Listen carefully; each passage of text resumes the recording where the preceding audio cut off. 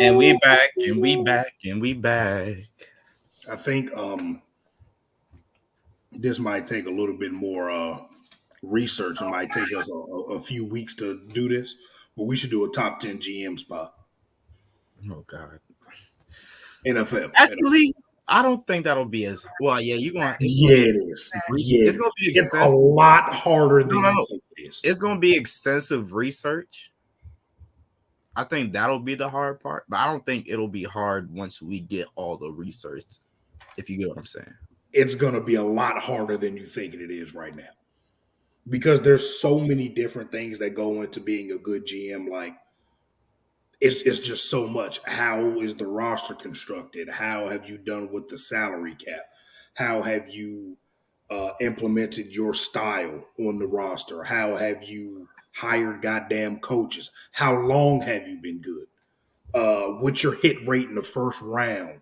How do you evaluate talent after the third or fourth round? There's a lot of shit that goes into it, bro. I think I already have my top three. Like, if you ask me right now if Bill Belichick was a top 10 GM, I probably would say no. Top 10? Top 10. I think I can name 10 GMs better than Bill Belichick. He the GM, yeah, you're right. I think I could. No, I don't. But it also just depends how you look at it. Depends what you value more. I can't. Yeah, but if just specifically for Belichick, it would be harder to differentiate between Bill Belichick, the GM, and Bill Belichick, the coach, because he drafts these players that, let's be honest, they aren't very good, but he gets the most out of them, and then they leave the team, and then they stink again. So was that good GMing or good coaching? Like, how do you differentiate the two? I got him in the bottom half of my top 10. I pretty much already in my top 10. He's 10. I can think of most of my top 10 off my head. I ain't gonna lie. I can't. Oh, look at him. He's just so talented. But I already know who number one will be for me. Number one for me, off the top of my head, it'll probably be my top three, but this is with no research. Bean, the Bills GM, Les Snead, the Rams GM. Eric DaCosta, the Ravens GM, but he only been there for hell no. Are you insane? No, not in my three. No. That's insane. He was Ozzie Newsome right hand man for years, bro. I'm going with Kevin Colbert. Captain who? Kevin Colbert. Oh. I thought you said Captain Kirk for some. He's not even a GM anymore. I'm saying he was though. But he ain't no more. He ain't now. that nigga retired after the draft. He said, "Look, I'm gonna go get Kenny Pickett." He said, "Look, I got enough pulling shit out my ass. I got enough winging it here." He was pulling miracles. He's like, "I'm getting you Pickett and Pickens, and then I'm leaving, son. That's it." Before that boy was working magic. Yeah, he was up there. I still don't think he'd be. I don't see him better than DaCosta, man. They never missed the playoffs. He got everything right with Tomlin. The drafting was very good. They draft receivers better than anybody I've ever seen in my life. They just had the formula, man. No matter what was going to go on, people got paid a good amount, and they went to the playoffs. I like the Titans culture GM too. They got that Steelers culture over there. I don't know, man. I did not read the box. I should have read the Bible. I should have read this box before I bought these jumps. Oh, the White Russians. Oh yeah, it's coffee in it. Yeah, it's coffee cream liquor. I ain't know that. I did not read. I see 14. All right, send it in. Gonna do jumping jacks tonight. His ass gonna be up till 4 a.m. son. But nah, the lady at the store, she even stopped, like the cash register lady. She was like, yeah, you like those? I was like, you mean just Cutwater in general, or this specific one? She was like, that specific one. I was like, oh, I've never had it before, so I was just gonna try it. So I should have looked at it when she asked me that. Yeah, read the facts, brother. But then she asked, she was like, how much percentage? I was like 14. She was like, oh yeah, you gonna be fucked up. Man, that nigga gonna be up at 3 a.m. You be cussing somebody out. He gonna call me. He gonna be like, Stu, what did this loss do for Jason Tatum's legacy? I'm like, well, nigga, I got to work at 7:30, so I don't know. They ain't losing, y'all. We gonna get into that. Let's get this road on the show, y'all. I know the people on the low. The people been begging. They've been itching, waiting, fiending. Broke into my house just to ask me questions about the pod. I'm telling you. Hey, the people love us, man. They miss us. Let's get them with what they want. Do be missing, folks.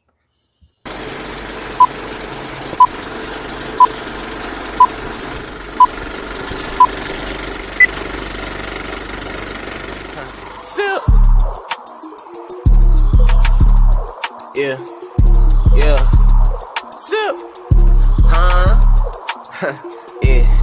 Big bet. Tell me what you niggas really know about big tech. These niggas be swines, might as well be made of pig flesh. Might make an appearance, but that shit just for the quick check. We the jiggy niggas in the city, bitch dipset. I just made a play and I got double back. In a day, what you make in a month, I'm making double that. I can make the money come easy, I'll never fumble that. I might fill the tub up with hundreds and take a bubble.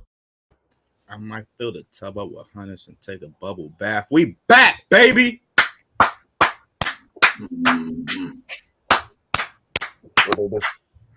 Yes, sir. We here. Shout out to us, man. We gonna we about that grind. We are back. We promise you, we are back. Well, I promise you. I can't promise for everybody. I will be here every week. We are black. Yeah, I'll be here though. Don't worry. Juneteenth I'll by myself if I have to. Juneteenth edition. They said the Juneteenth edition. Oh yeah, we might as well wait. Ain't Juneteenth? That's on a Sunday, ain't it? That's on Father's Day. Sunday is Father's Day, brother. Shout out all the black dads. Black fathers. No, it's Sunday, Juneteenth, y'all. No, you said forget the fathers. Nah. It's I'm gonna tell my dad. I'm like, I ain't getting you shit, nigga. It's Juneteenth. You need to go outside, buy you some, some nice cultured apparel or something. Go watch some Dr. Umar tape. Oh Jesus. But yeah, man, we back. I'm your host, Grizzy Gray. I got my my two co-hosts with me right here to the left, I believe. What y'all looking at? Yeah, right. I don't know. But my man, Mr. Stu. What's going on, folks? And the great down under, my man. Big Swank the Don Bino, all that. Any encouraging words today, Donald, for the people? Well, as you can see, we're getting ready for a very special time. You really got the shirt. We about to get copyrighted. Oh my God! I ain't even play a single song, yo. But feel me? It's a special occasion.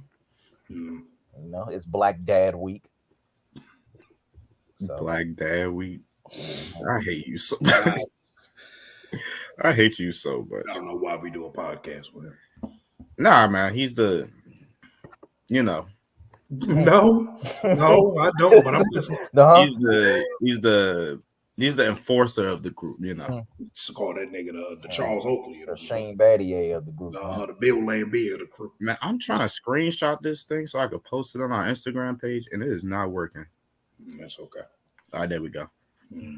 All right, but yeah, we got a good show today, man. We got a great show today. It's gonna be, I think it'll be relatively short. We're gonna talk about our NBA Finals review since we haven't been potting during the finals really. So we're gonna review over certain performances, certain players that have been going on through games 1 through 5. Then we're gonna carry over into the preview and predictions for Game 6, and then we're finally gonna start our NFL talk, NFL segment that we're gonna have going on for a couple weeks of us just addressing each division in football. And we're going to talk about the biggest holes on each roster, holes on each each division team. So let's kick it off, man. NBA Finals review. Games 1 through 5. I think this is how I want to go about it. I think I want to just talk about the key players first, and we could just talk about their individual performances. And then, at the end, before we get into the game 6 stuff, we could just talk about everything and then dive into the game 6 and what we expect. That's cool with y'all. Sounds good, brother. Mm-hmm. All right, bet. First person we're gonna discuss is Mr. Tatum. Mhm. Let's talk about his just his performances and how his I think widely is viewed as his performance has been under below average or not up to par for a lot of people. It's been very up and down. He's not scoring as efficiently as he's used to. Your boy from Kansas got that man in hell right now. It's not looking good. I'll admit that. But yeah, how y'all feel about Jason Tatum right now? I ain't even spell that man name right. Hold up. So, what I'm seeing right now, I'm looking at his shooting splits. This is some of the weirdest shit I've seen from a superstar level player. And I know it's his first finals, but these are his shooting splits right now.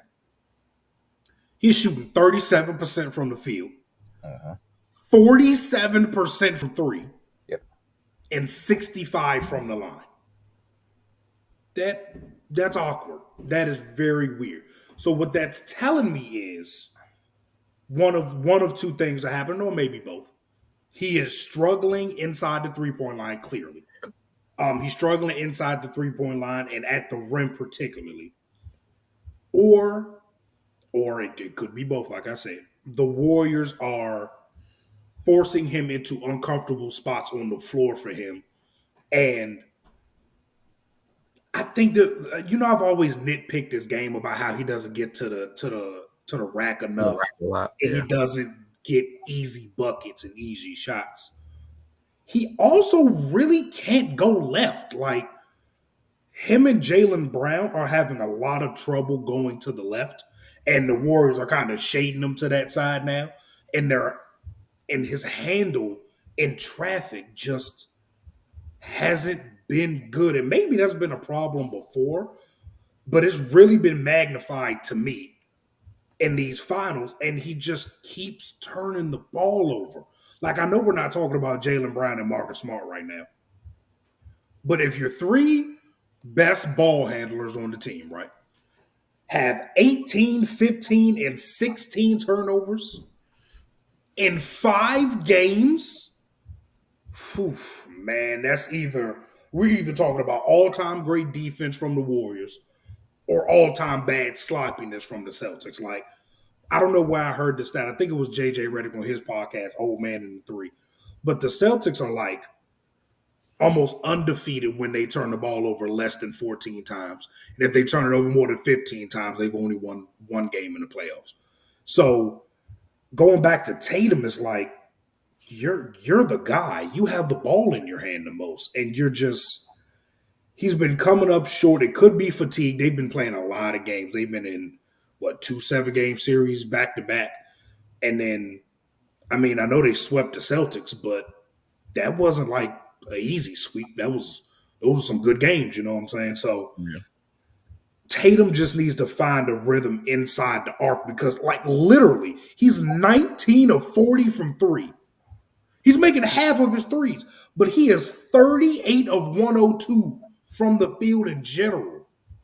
Half of his makes have been threes, man. So I think the Warriors have closed the airspace a little bit on him so he doesn't get to, rhythm dribble into his threes, even though he's still getting his game off in that regard. But he's been underwhelming for sure. I think the biggest thing is something I've seen throughout the whole postseason, which I knew would account when you face the Warriors, is the fact that you're inexperienced. You've never been in this environment. You've never been in this atmosphere before. This is your first time here, so you don't really know what to do. And I've seen it kind of in the early stages of the playoffs where they were able to get away with it because the defense was so good that they could still just creep off and do enough where Tatum scores just enough, Jaylen Brown scores just enough to win the games. It's not happening against the Warriors. Things about the Warriors is team defense. It's a team thing. Andrew Wiggins is a great defender. He's always been a good defender, but once he got to Golden State, It's like, nah, bro, we need you to play like real defense now. Yeah. So ever since he turned into Iguodala too, it's been tough for Tatum, man. Mhm. And Tatum's, his bread and butter is usually, that's why I don't like these fake Kobe fans, bro. I can't do these fake Kobe Jesus, fans. man, come on. Because their spots, you notice their spots before it even get there. He's trying to post up, get a quick mid range in, work the post game, and it's not working. Yeah. So now it's like the Warriors are like, okay, we're gonna force you to have to be a better playmaker. He's not there yet. He he get crowded. He's fumbling the ball. Now the ball's lost again. He can't get open again after he passed the ball. He's having trouble finding open players. It's getting chaotic for him. And the crazy thing is, he's a good 3-point shooter, but he doesn't. You feel me? He don't look for the three that often as he should. Right. So I think even if he was to strategize to focus on the three, though, the Warriors are so good they would take that away too. I'm gonna be honest with you. And I think the only thing that could really save him is he would have to be a better playmaker. And this just goes back to Boston in general. They haven't had a point guard all season. They traded Dennis Schroeder. This this is this is how far you get. You got great defense got you here, but you need playmakers. You need playmakers, and not a single person on that team can really set anyone else up. So it's difficult right now. Yeah. Yeah. The bread and butter throughout the playoffs has been drive and kick. Because Tatum and Brown, for the most part, beat their man off the dribble. Yeah. Basically every time, because they're just superior athletes. They're great athletes. They're smooth players. They're quick.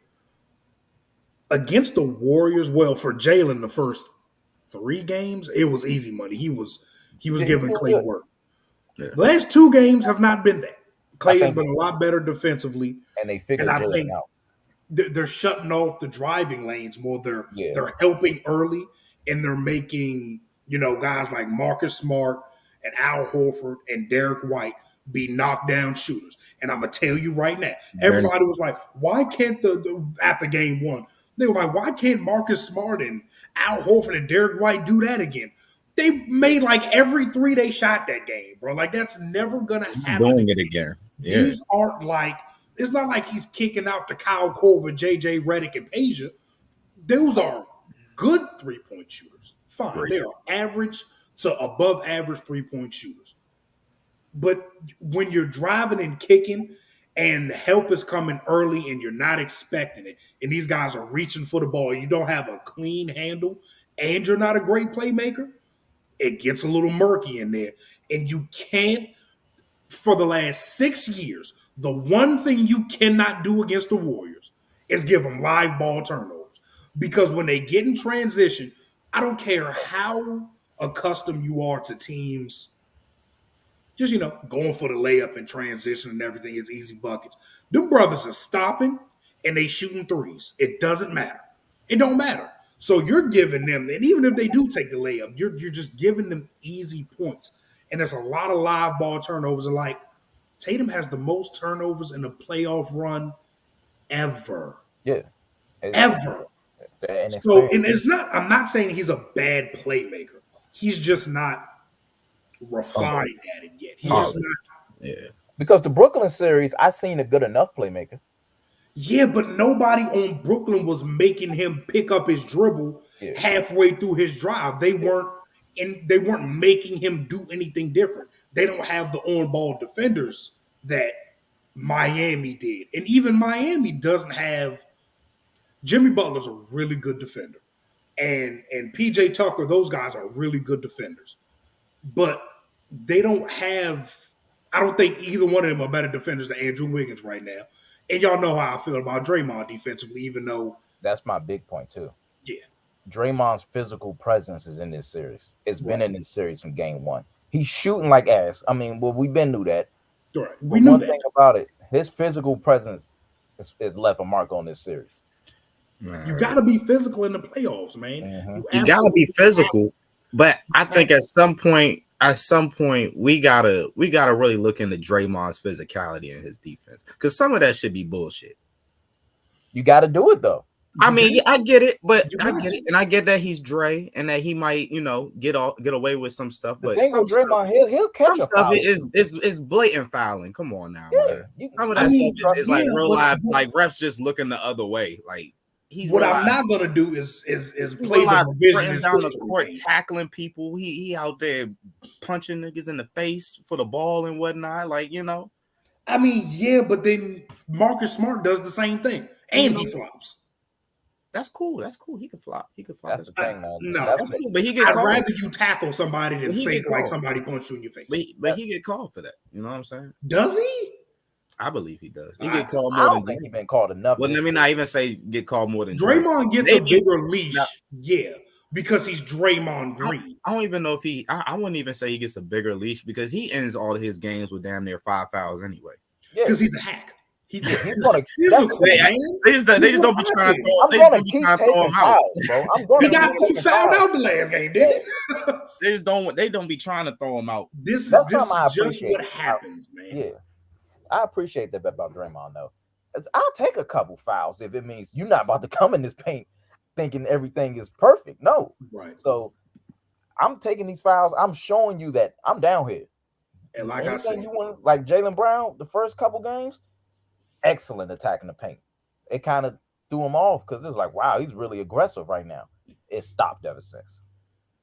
All right. How do y'all? Are y'all? Well, let me ask this: do you guys feel that people are overreacting to Draymond's performance and like his performances in the playoffs and whatnot? Just because the thing that I don't get and why everybody's overreacting, they're talking about, oh, he's not scoring, he's not, He never was a being scorer. yeah, he was never a scorer. So you guys Now, feel one like thing I will mark on him though is he used to shoot better.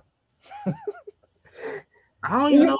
but I mean, think just I don't okay. even know about, Yes, I don't know about he's that. never been a scorer.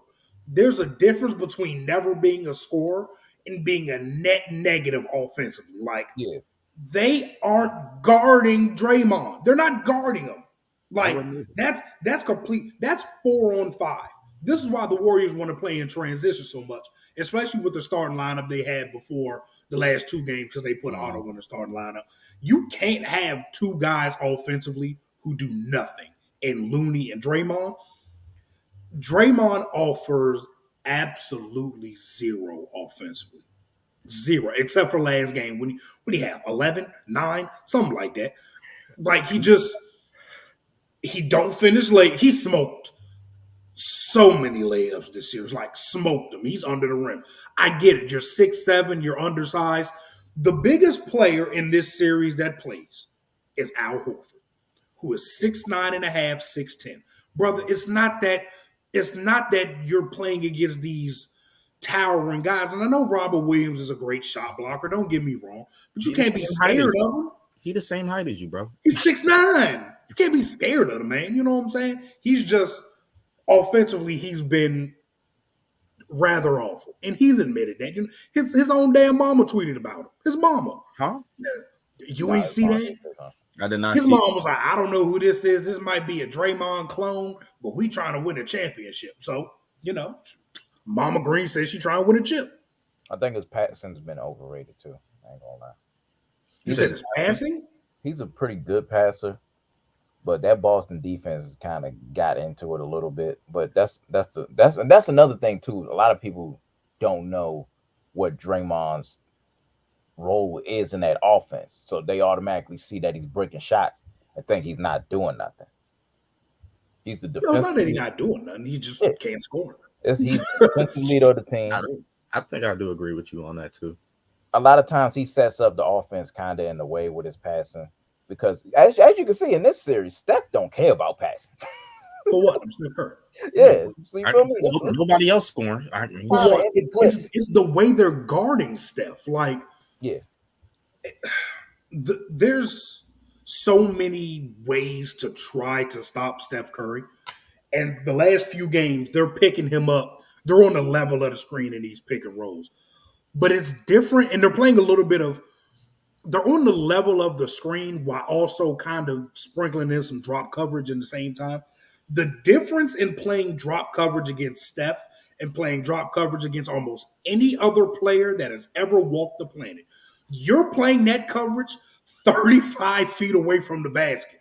There is so much goddamn space from the hash marks to the rim, and what the Warriors have done to adjust, especially last game from what I saw, is they're putting Draymond Green as the screener more often. Yep. So if you blitz Steph or double Steph or hard head Steph, he's throwing that over the top or throwing a little bounce pass to Draymond. Then you got a 4-on-3 with the best passer on the team. And he's going to make the right pass. He's going to make the right read every time, every single time. So they're trying to do that while also not letting, Clay get wide open shots and Jordan Poole and Otto. Like they'll live with, for the most part, they'll live with Wiggs getting open threes, and they'll live with like Gary Payton shooting awful. He can't make a three, but anything inside Wiggs is cooking him. So they'll live with that. But what the one thing that Ime Udoka is preaching, we cannot let the others, Clay and Poole and guys like that, and Otto, we cannot let them get going, because once they start, it's an avalanche out there. So guarding Steph just changes the whole damn calculus of your defense, where it's like there's no right coverage. The best coverage is to get the ball out of his hands, but then at the same time, he relocates so well, he's going to get the shit back anyway. He's going to get the ball back eventually, man. My biggest issue with it is, no matter how good you think you're guarding them, your transition defense has to be top notch. And you can't have good transition defense when you're constantly giving up the ball. You get live ball turnovers. Like, again, their best 3 ball handlers, 18, 15, and 16 turnovers. That's a lot. Like 49 turnovers, dog. That's a lot of Steph threes going up. That's a lot. And not even just Steph threes. That's a lot of shots you not taking. Yep. And that matters, especially when you're playing against a good. Like, we love to talk about how good Boston's defense is. Nigga, the Warriors were right behind them the entire regular season. Like, they're a really good defensive team as well. You know what I'm saying? So you're giving the ball up, not getting shots, even if you miss. A shot is better than no shot, period. So you're taking away, like I said, 45 to 49 shots, and then you're giving those to Steph Curry, Klay Thompson, and I guess Spurs Kawhi Leonard now is who Andrew Wiggins turned into the last 3 games. So, I mean, I got a question for you. It's just difficult to win that way. Got a question just to end off, I guess, the finals review. Mm-hmm. How we feeling about Clay? He back. He look good to me. Is he back? What? Oh, he ain't like back like elite defender back, but I see he getting his shooting game like kind of it's slowly getting there. He's getting that rhythm going. I like how they use him in the offense right now, where you can finally see him moving around freely and everything. He be trying to dribble on his own. I'm like, I do peep that now. He is trying to dribble a little more. He set it up a little bit, but now I'm like, a little too much. He take about 5 dribbles, be like, nope, this feel weird. and it's hilarious because he's doing all that dribbling against Al Horford, and he can't even do nothing. Yeah, like that's my thing. Like I'd be like, if it was anybody else, this is a bucket. But he has to try and hurry up and just get a shot off, which his release in this series has been pretty damn quick. I ain't gonna lie to you. I think he's been awful for the most part. I think he's been awful. The last 2 games, defensively, he has been very good. He seems to be figuring out what Jaylen Brown likes to do, and he's playing very good defense. But let me read you his shooting splits. He's shooting 38% from the field, 36% from 3. And he hasn't missed a free throw, but I'm sure he hasn't attempted many free throws. But I mean, oh, whoa. He's attempted 10 free throws. Wait, so I got a question because I'm looking at his stat joint too, and I see that 2 games he didn't shoot any free throws, but he shoots 60% for the series. Huh? How you know? What you talking about? I'm looking at. Well, I'm on the ESPN app right now. I'll say I'm on Basketball Reference. Oh, I don't mess with I was just looking at that joint, and they say that he shoots 60%, but he shot 100% in every game that He shot Yeah, free. he's shooting 100% from free. He shot 10 made. I'm sorry. That just threw me off a little. He's First 18 of 49 from three, man. He has not been. That is league average shooting, which is fine. But we're talking about Klay Thompson. That's not fine for him. It's not. Now, y'all know what today's game is. We all know the legend. We all know. Would it be a surprise to me to see him go 8 for 14 today? Absolutely the hell not. Absolutely not. I would be shocked if he didn't make more than 5 threes. I would be shocked because this is what Klay does in game sixes. It's just ever since 2016, game six Klay has been a thing. This is what he does. Now, I still think, and I want to give him a little pass, bro, because at the end of the day, it is really, really, really, really hard. He hasn't played ball in years, man. He hasn't played basketball in 2 years. And he's played most of the regular season and he played all in the playoffs. But, bro, he tore his ACL and then tore his Achilles before ever playing basketball again up until this year. That is extremely difficult to do. This is his first playoff run back. So I'm not going to say he's washed or he's cooked. And I mean, I have, but, this is just in the middle of the games and stuff. I just wanted to see him look like an average shooter, an average player again. Because it's a lot to come back. I mean, he looked pretty average to me. Yeah, he looks average. That's my problem. This isn't. I don't like average from Klay Thompson. If I wanted average, I'd tell them to go get Danny Green. But I want Klay Thompson. Would have kept D'Angelo Russell. My bad. Oh, come on, man. Then you wouldn't have got Kawhi Leonard Jr. out here, son. Dude, I smoke. Canadian Tayshaun Prince. Torian Prince. My bad. Lord. Jesus, come on, man. But yeah, since we were talking about Klay, I think that's a nice segue to get into our game 6 preview right there. Since that's Klay's game. That's where he normally, I don't think it will be sells that. I don't think he's gonna. I don't want to say that because then he's gonna shut my ass. Actually, not. He'll do good, but I think it's going.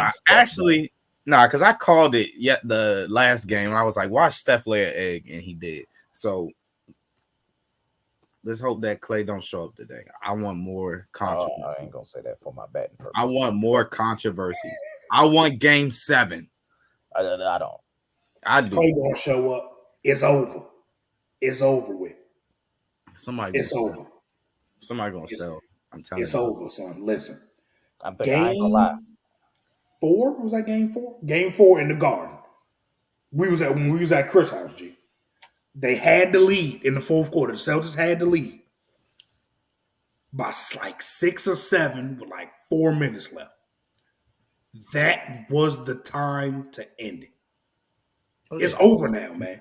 It's over. Steph is walking into that Garden. He's not going to shoot 0 for 9. Draymond is locked in. They're going to get a role player to step up. And it's over. It's over. Now, I think Steve Kerr and Steph and Dre will adjust to how Boston was playing them in the high pick and roll from last game. Since they were, like up in Steph's airspace, they wouldn't let them get off good shots. I think they'll adjust by having Steph, for the most part, not be the primary, facilitator ball handler in the first half. I'm trying to tell you, bro, it's going to be a master class today from Steph. I think it's going to be different. He's about to be running and gunning today. I promise. I think this is the official empty the clip game for Steph. I think he's shooting 30 times. As he should. He should shoot a minimum of 30 times today. And I think Klay is going to do somewhat the same, about 24 to 25 shots for Klay. So both of them taking all the shots. That's what you're saying. This is what stars do in the postseason. They take all the shots. This is what you got them for. That trophy on the line. Yes. This is what you get them for. That trophy you get them right for there. In games where you need the money. I need you. What the hell? I don't need Gary Payton Jr. taking 7 shots today. I don't need that. I don't need that. I like Otto Porter. I don't need him taking 5, 6 shots. For what? No. Give it to 30 and 11 and 22. You know what I'm saying? What you mean? According to Steve Kerr, everybody going to play the meaningful minutes, man. Everybody on that bench. Oh, yeah. Play. That means meaningful minutes means meaningful shots, and that's what's No, it don't. No, it don't. That means your ass just out there. Nigga, I don't care. You saw what Gary Payton did game 4. He had a wide open 3. Like, Grant Williams was within 7 feet. But guess who was sprinting the baseline? Steph. He waited. Oh yeah, I handed the remember. ball off. It was like, Handed no, that joint off. I'm not shooting this. Steph Curry's on my team. I'm not shooting this. This is what's going to happen. See, Boston's going to get off to a really good start. I think they'll start up. It'll be like 19-8, and everybody's going to be like, oh, yeah, Boston's locked in. And then here come the turnovers. You're going to see Jaylen Brown drive to the left and slip and fall, and then the run's going to start. I just think Boston is very inexperienced. All the pressure is on them right now. And I think we're going to see, I always think we're going to get an Andrew Wiggins masterclass. I predicted it the last 2 games. I'm going to predict it again. We getting another Andrew Wiggins masterclass. We getting a good 19-13 from Andrew Wiggins, elite defensively. You know what I'm saying? I think Jason Tatum will step up for Boston. But like I said, the adjustment that Steve Kerr and those guys are going to make, I think Steph is going to be a lot more off ball in the first half. And then when push comes to shove, when they really do need a bucket, they'll go back to the high screen and roll. And just maybe this time, instead of Draymond, they'll have somebody like Otto screening. So if Steph makes that slip pass, Otto can spot up and shoot or something. They'll make an adjustment. They'll make an adjustment, that's for sure. And I think it's over. I don't blame you. That Finals MVP. As much I do. I need this I Wiggins. kind of blame you at one point though. Much we needed for it to be. Ain't no way all these niggas going off for the Warriors. I don't think. Too many shots to go. Well, it's not enough shots to go around. There we go. For who? They only got 3 people shooting the ball. What are you talking about? Other people gonna get their shots too. Like, Ain't gonna pass. Jordan Poole maybe, but he's a gunner. That's what he does anyway. I just don't think that Wiggins Wiggins can get his 19 and 13. But on top of Steph shooting 30 times and Clay shooting 20, 22, 23, I don't know. I mean, Steph has shot the ball 116 times, Clay 81, Wiggs 83. It's going to happen. That's just what they do. They just shoot the ball. I'm talking about winning and also making them. I mean, Steph makes most of his shots. That's what he do. Steph Curry. You're gonna have to worry about the mother boys, but we're gonna see. We're gonna see what Clay do. We're gonna see what Poole do. Dre, all. Andrew Wiggins is shooting 25% from 3. Jesus Christ, that's good. You sound like prime me. Okay. But all right, let's dive into our last topic of the night. NFL edition, AFC South. We're going through the biggest roster holes on every team. Is there a certain team that you guys would like to start with? Got to start with the who? The Chimps. the champions. Oh Lord. Oh, champions. What the hell? What does that mean? The champs. Coming up, what's going on, son? Hey, bro. All right. Let's go to Tennessee. Yeah. I'm not gonna lie to y'all. I don't like Tennessee's roster, bro. I'm not gonna lie to you. I'm gonna give it a chance this year.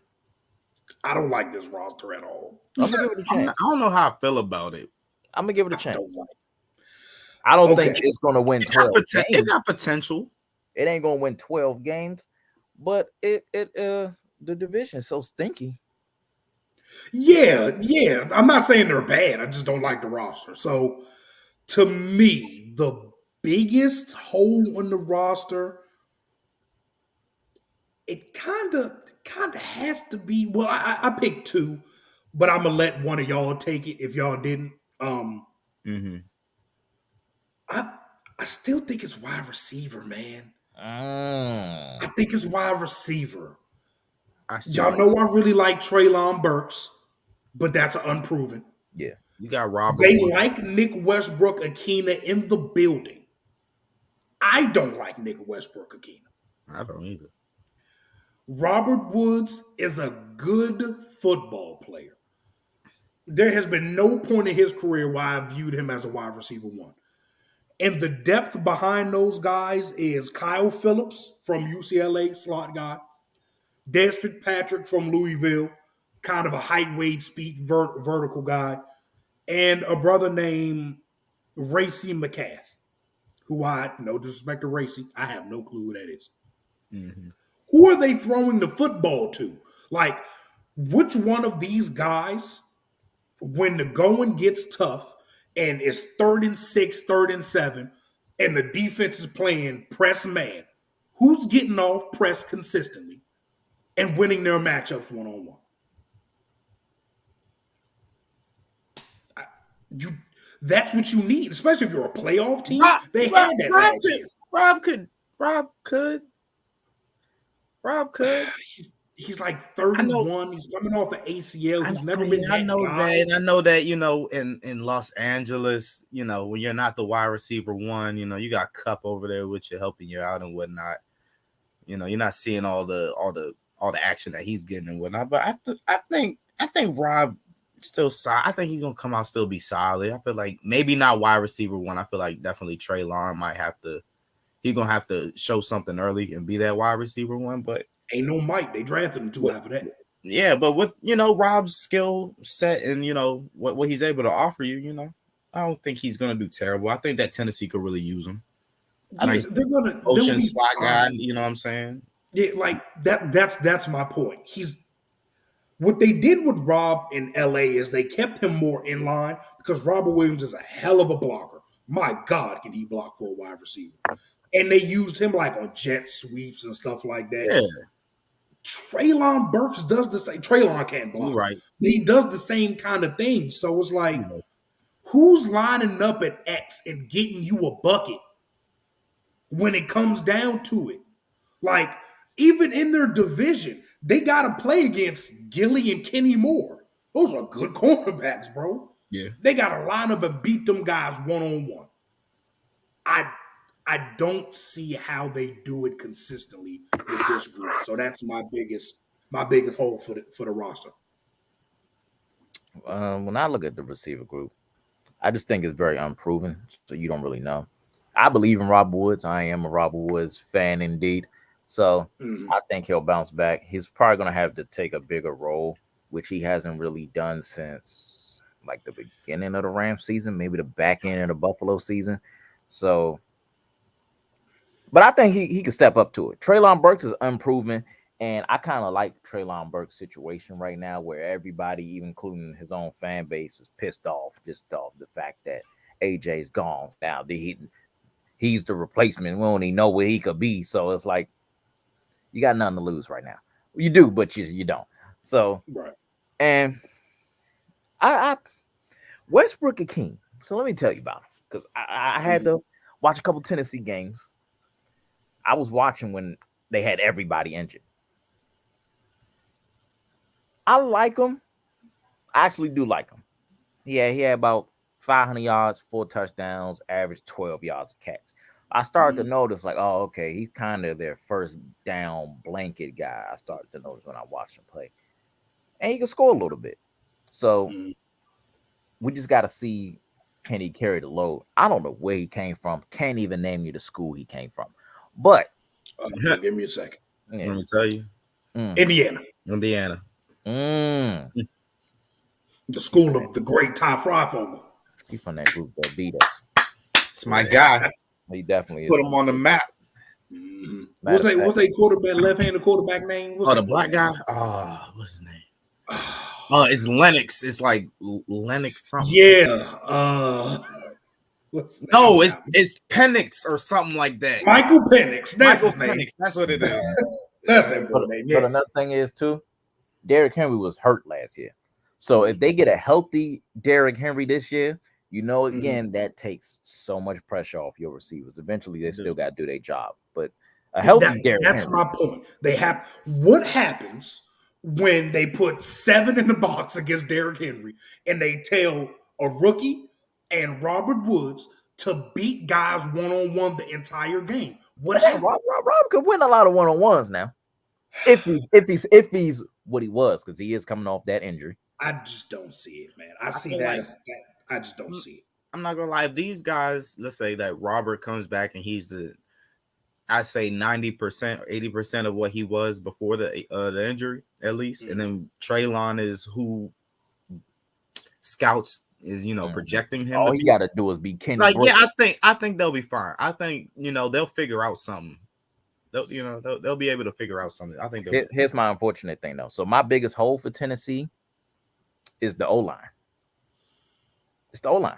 It's a fine unit. I had right tackle down as my other one because Dylan Radins Is very wasn't bad. good last year. And you got Very Nicholas bad. Petit. Nick Petit-Friere.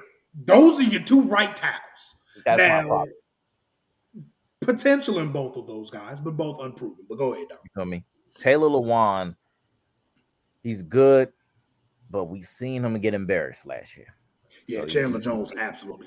He made that boy tweet it. And Yeah, Chandler he Jones was had the only one. tweeting. Lewan Jesus. took a bit of a Thank you for whooping my ass. took a bit of a step back last Right. year. He's still a solid left tackle. Still solid. Yeah. Aaron Brewer. Yeah, I don't even know that. Next. Guy, so. Exactly. Ben Jones. Ben Jones, Ben okay. Jones is a good player. Solid center. Yeah. I can rock with Ben Jones. I can rock with Nate Davis. I like He's a Nate good player. Davis too.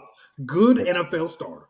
Dylan Radins is not who me and Stu thought he was. Yeah, he was our guy, man. He was our guy, but he's very bad. That was your guy. I see what. And you're in the AFC, brother. You seen what the Bengals already done did to him. Trey Hendrickson was beating their ass. This is not easy. You got to have good trenches in the AFC. You just have to. Right. So that's my issue. You feel me? And you got a Derrick Henry who's fully healthy now, hopefully, but you're gonna want to not put much of a load on him anymore because he's coming off an unhealthy year. Right. Yeah. So now you kind of have to depend on the passing game a little bit more. And we seen how Ryan Tannehill gets when that pocket collapse. He kind of has piss down his leg. So this O-line, my biggest issue is, did they even try to really address it? They drafted Petit-Friere. I mean, ill though. Like, come on, man. I mean, it was some good free agents. Yeah, but did they have money? They're paying Tannehill, Henry. I mean, I guess they should because they're not paying AJ Brown. But he was still on a rookie contract. So yeah, which just frustrates the hell out of me. That's a topic for another day. But yeah. Paying Harold Landry. I like the defense though. I still got hope in the defense. Remember, we was talking. We was talking trash about Kevin Byard. Yeah. I will say this. I think that my biggest question mark for them would be the cornerback room, not the safeties, not the complete defense. And I can get that. You don't like the cornerback room?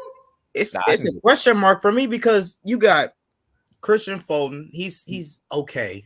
I think he's a good player, man. He's all right, but then you got Caleb Farley, unproven. Right. You got Roger McGree, you just drafted, and you got Elijah Molden, who you also just drafted, correct?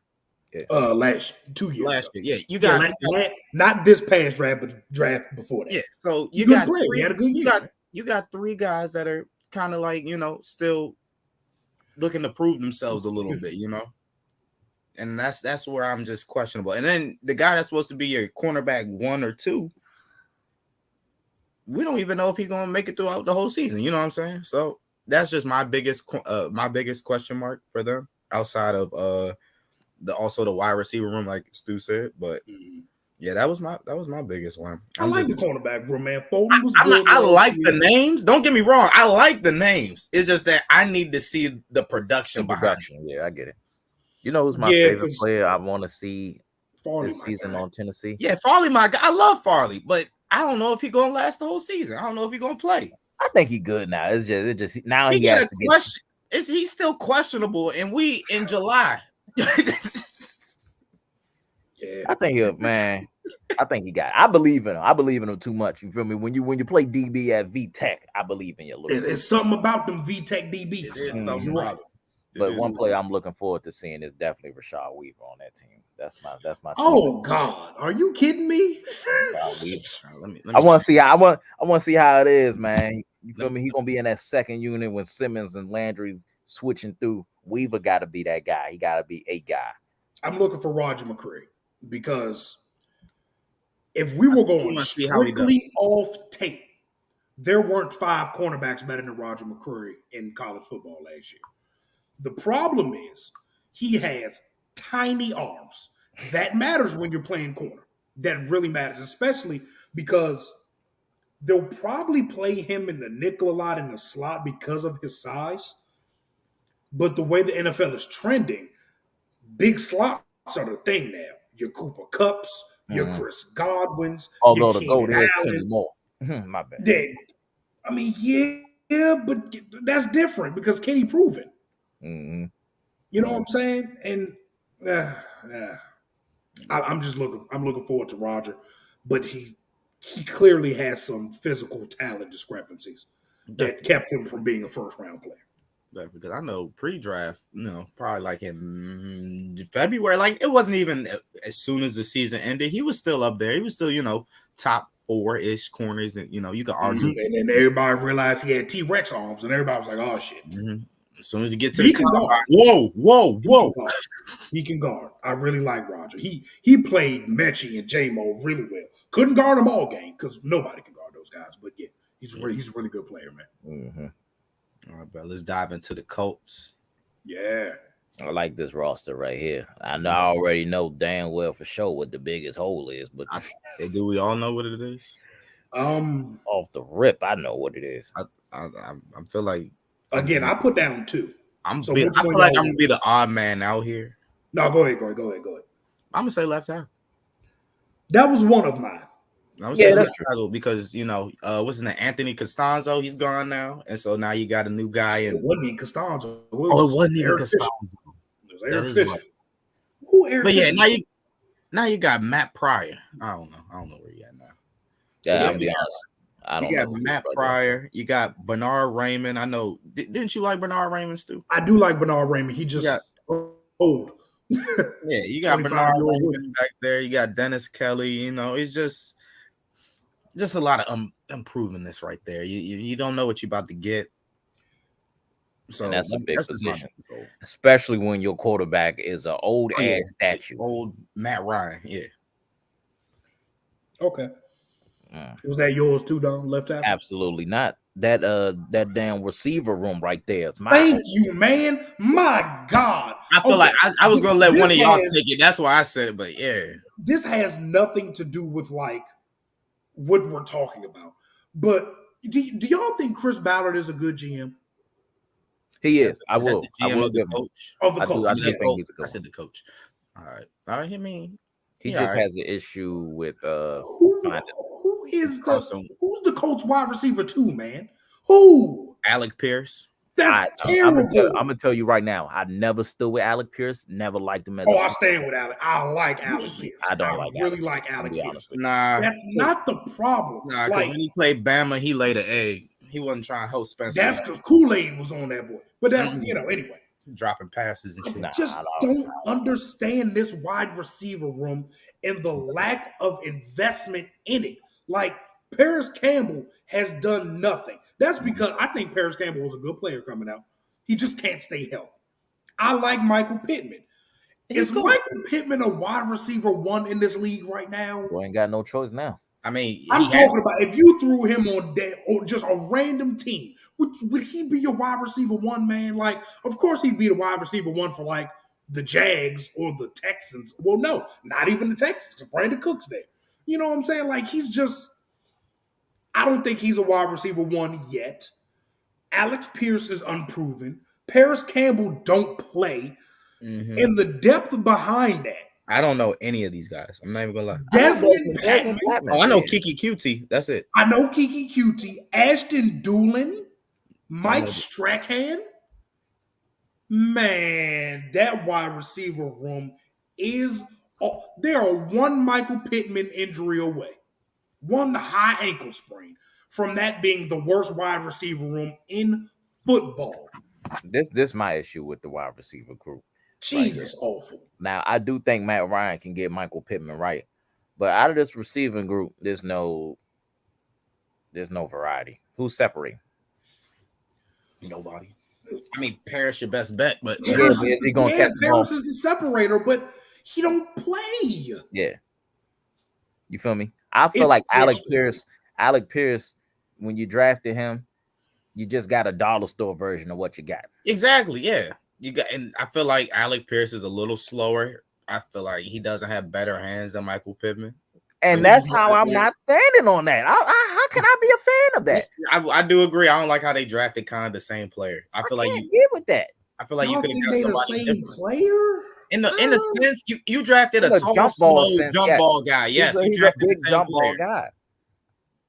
But Alec Pierce doesn't run like Pittman is more of the intermediate kind. Like Alec Pierce is a vertical receiver. I think they bring different elements to the game. Like they have similar body types, like sure, I guess, but so does guys like, I don't know, shit, Mike Williams and DJ Chark have similar body types. One's just really fast and the other one's really big. I mean, Yeah. But they have the same kind of. I just think Alec Pierce's game ain't gonna get him past these NFL DBs, man. It's not. I don't see. He's an elite athlete. I think y'all selling Alec Pierce short. And I mean, I'm not gonna say I had him as like a top 5 receiver. He was like 9 through 12 for me. I can't remember. I'd have to go back and look at the draft network junk. But I think he's a good player. I think that was a good pick.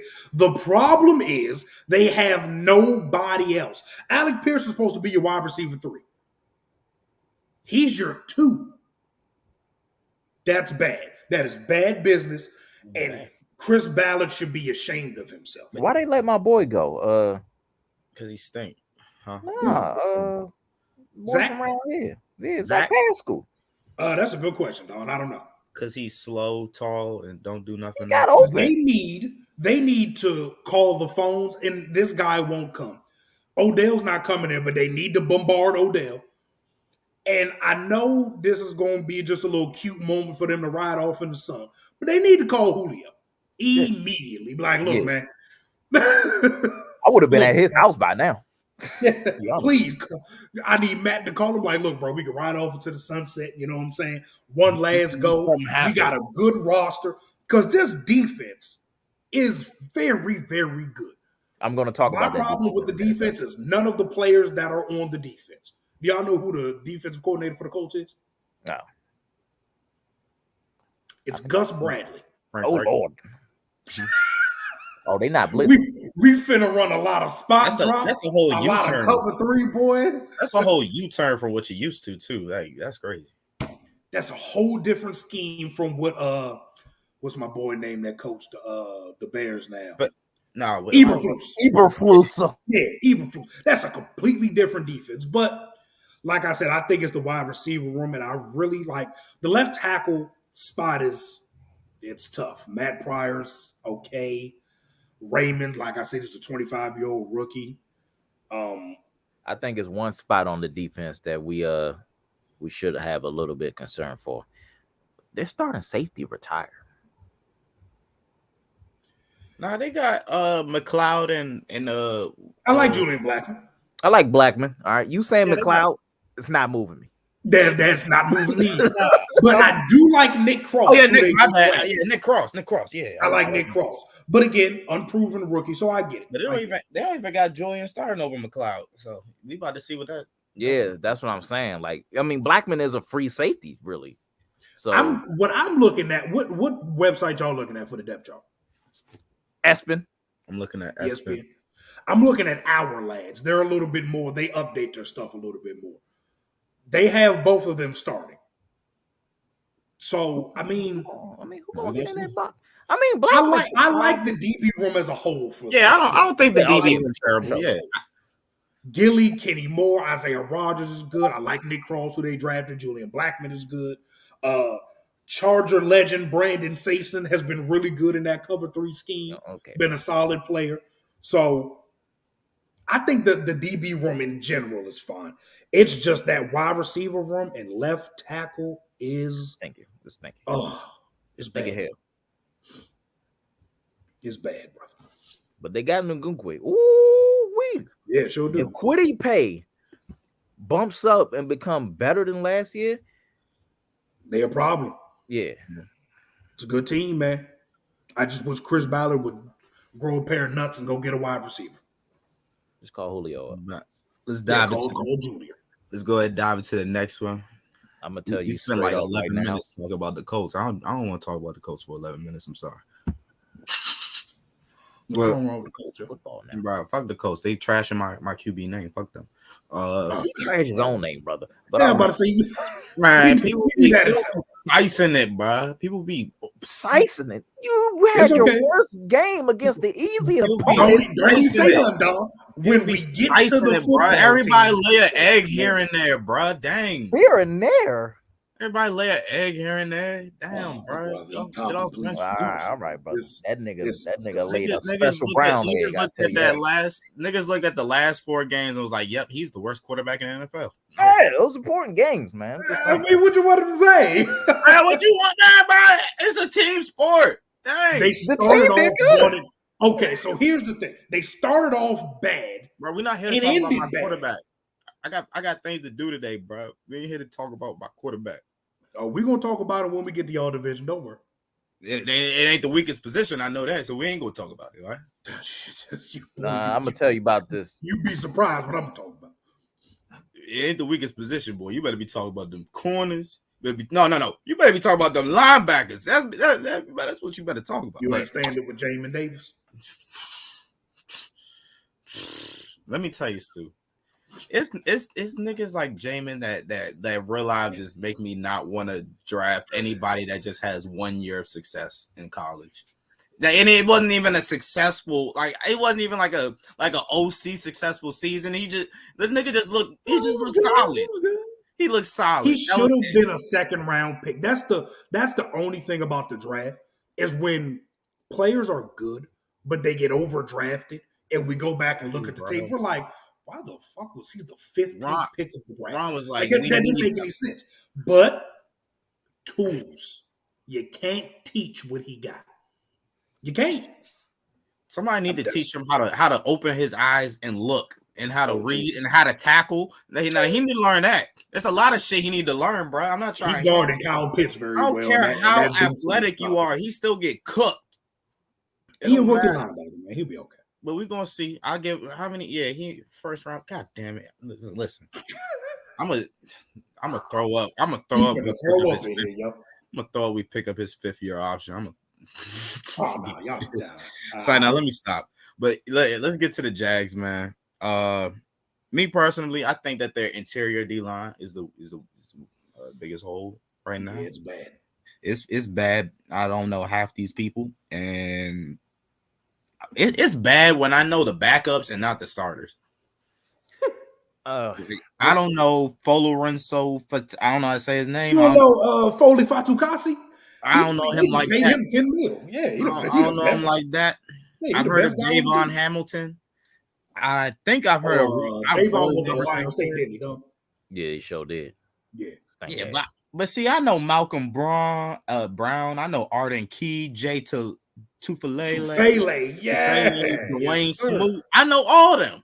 Mm-hmm. I don't know nobody that start, but I also think that when you got guys like that that's coming in as rotation and secondary guys, that might be your biggest hole right there. Okay, so it was hard for me picking the biggest hole in this team. Yeah, because every position group stinks except linebacker. Yeah. Oh yeah. They're solid there, I promise. This is my thing with the Jaguars, bro. It's like they said, all right, our biggest weakness is linebacker. So what are we gonna go do? Get bunch of linebackers. We're gonna sign one, and we're gonna trade two in the first 80 picks. Like we're gonna ignore everything else and get a bunch of linebackers, son. It's bad. Okay. I didn't realize they got Chad Muma too.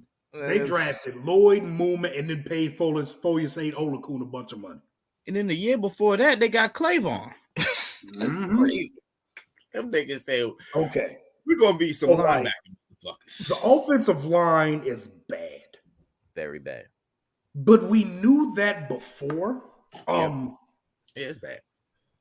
They have depth at tackle because Walker Little wasn't like you can't play him another down bad.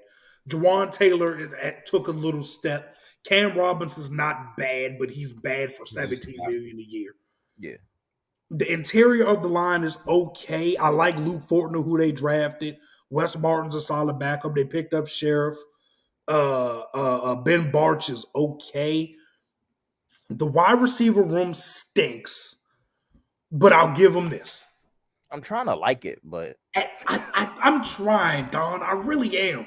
Like, it's I'm trying to like okay. it because it's guys that I like that's It's on it. veterans. That's my thing. They're veteran. These are a bunch of these guys are wide receiver threes, man, but they're veterans. So at least I know they know landmarks, they know down and distance, and they can. Most of these guys can run a pretty solid route tree. When I look at the wide receiver room, I'm like, well, they're not get off the field stinky, but they don't move the needle. Right. They're not good, but they're not bad either. Like, that's fine. But to me, clearly the worst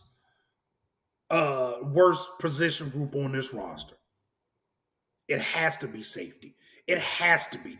They're starting Andre Cisco, Rayshawn Jenkins, and if one injury to them happens, you got Andrew Wingard. Whoa. Cisco, my guy. Cool it. Cisco can be your guy. He's not good. He's not good. Not good. He's not good. And he's very unproven as well. Jenkins, not good. These are all replacement level safeties. Like, they're bad, man. I like the cornerback room is solid. So I wanted to say the entire DB room, but I like Shaq Griffin. I like Tyson Campbell and like Darius Williams, although he's 5'8", 190. Good corner. Yeah. But that safety room is atrocious, dude. Like I said, there's a lot of rooms I could go to. Like the edge room. I like Josh Allen, good player, productive. Y'all know how I feel about Travon Walker. Good player coming out. Shouldn't have been the number one pick to me. Chason got paid because what's my boy from Clemson? Jackson Carman. He smoked Jackson Carman in 2020. Absolutely obliterated him in that playoff game. So he got drafted high because of Jackson Carman. The interior defensive line isn't all that good either, like G was saying. But safety is probably the most in that group. Like, I don't think they have a starter level player at safety. At least I can say that about every other room. What happened to your boy Ronnie? Where he at now? Oh yeah, he in Cleveland, ain't he? Yeah, he in Cleveland. Yeah. They big got him out of there. What was that, 2 years ago? I had a hard time, man, battling between safety and the interior D line. But I think I'm gonna stick with interior D line because these guys just stink, man. And it's the fact that you spent all this time looking for linebackers and you got an edge guy and you ain't even try to fix the interior D line. And I feel like it was some decent guys that went in free agency that could have helped out in this interior D line. And the interior D line draft class was really good. I mean, they signed Foley Fatukasi, and he's a good run defender. My guess is that Travon Walker's going to be reduced inside quite often. He's probably going to have to be because I ain't going to lie to him. He has no choice. They're not really going to have a choice, really. Yeah, you know what I'm saying? He has no choice. And I think when you're in a division, well, I got to see Derrick Henry twice. I have to see Jonathan Taylor twice. I would think you think you want to beef up the run defense, huh? They ain't even tried. They like, nah, we're going to get some covering linebackers instead. No problem. We need to stop the pass, even though we got the two best running backs in the league in the division. I don't get it.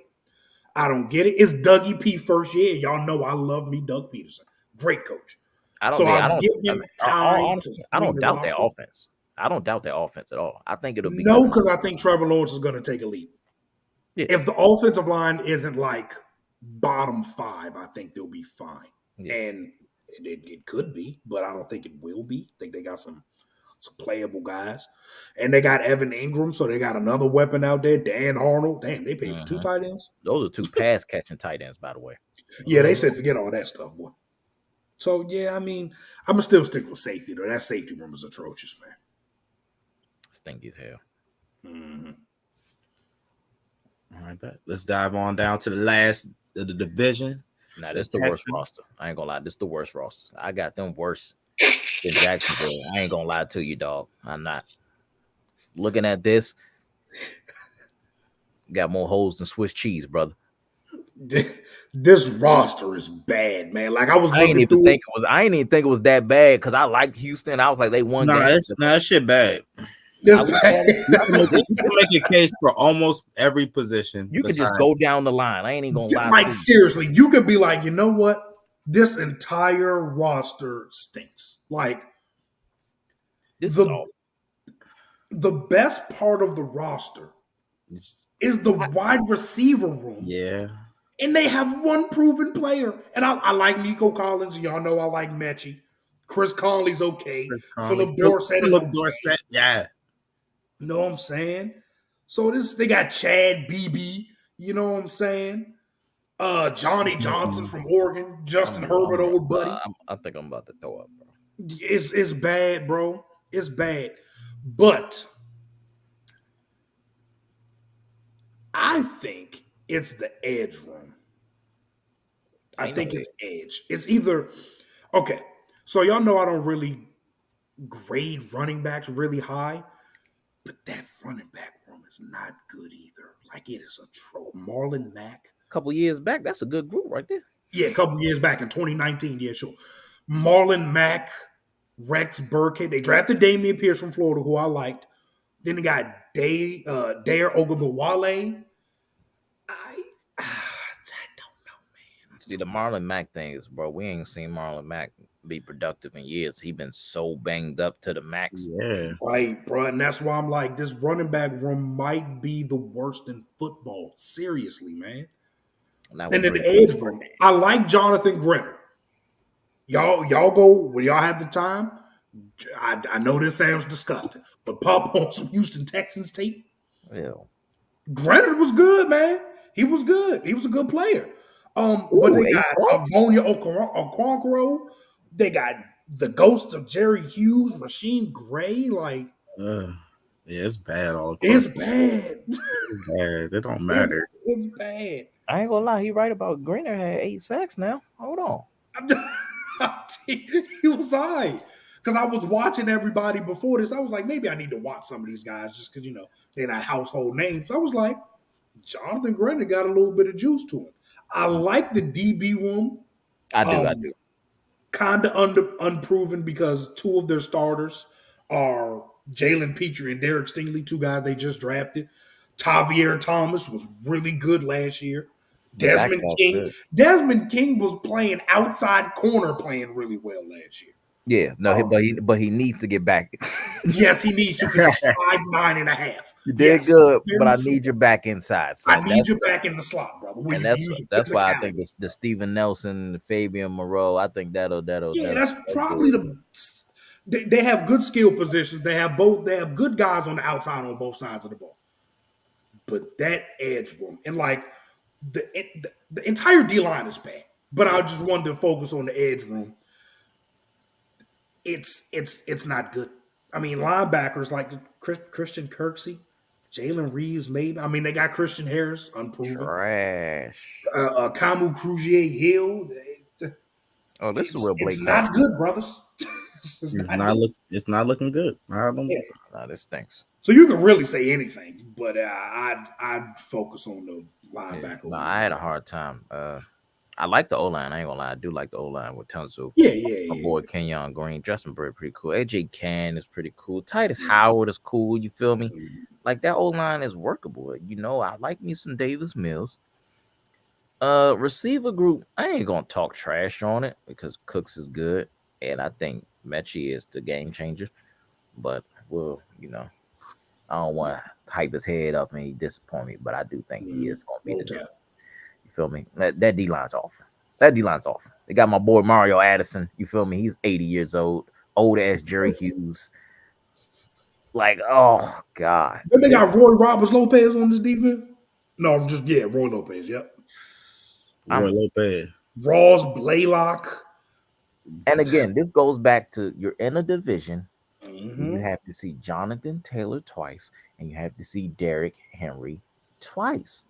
You gotta invest in the trenches. You're putting a lot of stock in the fact that Jalen Petrie and Derek Stingley can tackle. And the crazy thing is, I don't understand how the teams in this division is not developing the trenches. Dog, you got running backs to face, and nobody's really an elite quarterback in the division. So what's the problem? The Texans are a very bad franchise. I tell you, that's the problem. And so are the Jags head coach last year, let I remind you, was Urban Meyer. Man, like, it's going to take some years for these rosters to get better.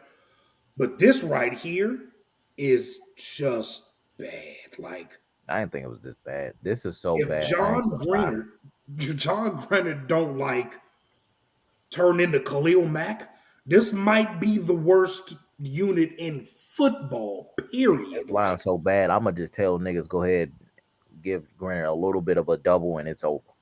Yes. Shade the Grenner side, chip him every now and then. Well, and just, everything else is done now. Yeah, we'll figure it out. I ain't gonna lie, they might have the first pick again. I ain't gonna lie to you. Yeah, they are. That Will Anderson will be there very soon, brother. Oh, now that moves me. Will Anderson and John, listen, man.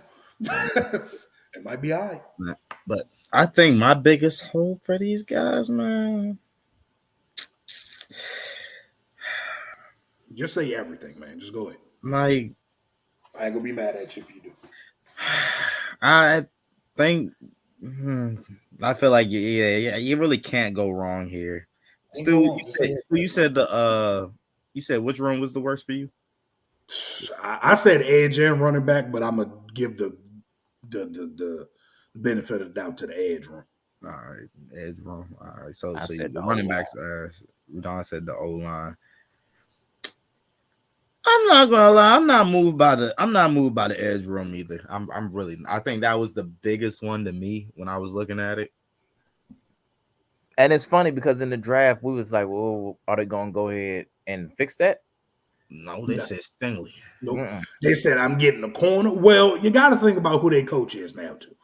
But they get corner.